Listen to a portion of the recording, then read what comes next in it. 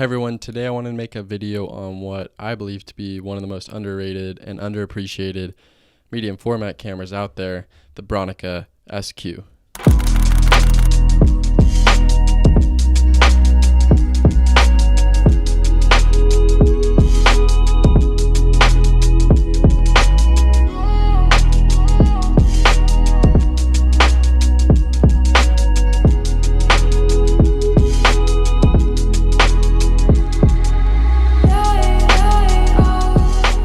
So this was the first film camera that I ever got. I've been shooting with it for 6 or 7 months now, learning the ins and outs, seeing where it excels and where it falls short.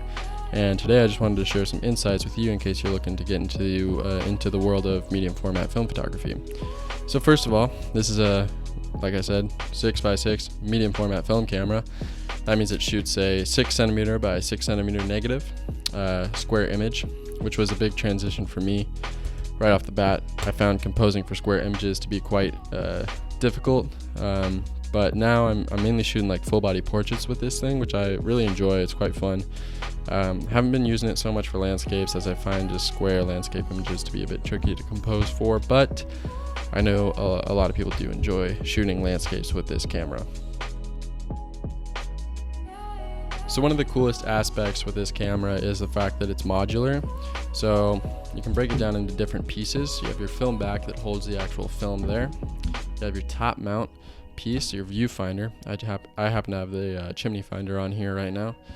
And then you have your body and then interchangeable lens, of course. And I have the 65 millimeter wide angle lens on here right now.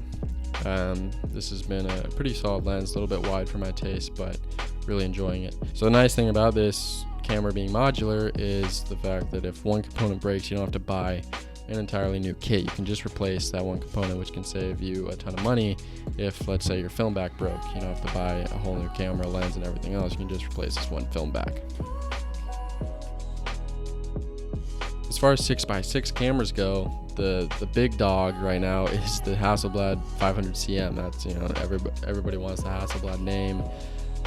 That's the camera that a lot of people are looking to get, but in reality, the images that I get out of this thing, I haven't personally shot with the Hasselblad, but I mean, they're tack sharp. These lenses are great from these Zenzinon lenses are absolutely fantastic. Build quality is great on these, not plasticky at all, sturdy. Really solid camera here, and you can pick one up for a fraction of the price that you can a Hasselblad. Hasselblad with a full kit, you're looking at like at least $1,000, maybe $1,500. This thing, full kit, you can pick one up for like $400 or $500 on eBay or Craigslist. Just keep your eye out. But yeah, I think this is a great bang for your buck at the price point. This camera's really tough to beat. Real quick, I just want to mention a couple of the components that I have on this camera. The chimney finder.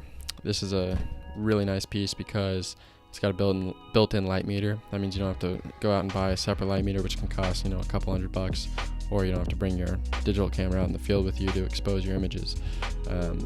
So that's really convenient. But if you're looking to bring the size down a little bit, you can take that off and pick up a waist level viewfinder. And this brings the footprint down quite a bit, makes it putting in your bag much easier, traveling with it, a little bit lighter. So that's a much more manageable size than with the chimney finder on there. This just flips up and you can compose your images like that.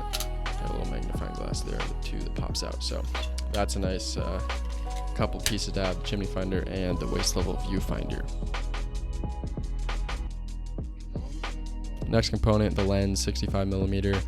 I think it's about a 35 millimeter, 30 millimeter equivalent in 35 millimeter format. So pretty wide, tack sharp though. Gotten some great images out of this thing. Yeah, I just think this is a really underappreciated camera. I don't see many people shooting with it right now, but brought this thing with me to Europe for like 2 months, traveled around with it, never had too much of an issue with the size or weight of this thing. I picked up a strap for it recently, which helps a ton. You can easily bring this out for a whole day shooting if you have a strap.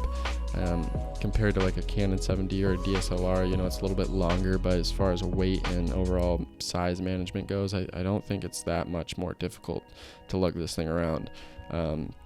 It's much smaller than a 6x7 camera, And like I said, with a strap, this is a totally manageable system to go out and shoot with for a full day or even travel with. So yeah, that's been my little recap on this Bronica system. Been having a blast shooting on this thing, just slowing down my photo making process. You only get 12 shots of raw on this camera, so you gotta make them count. Because of that, I've been taking some of my favorite images ever in the past few months. If you have any questions about medium format, about this camera, film photography in general, I'm not a huge expert, but I'm happy to help. So just leave me a comment below. I'll be sure to get back to you.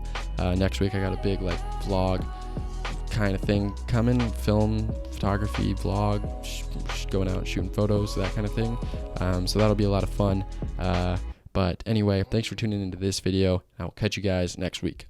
Peace.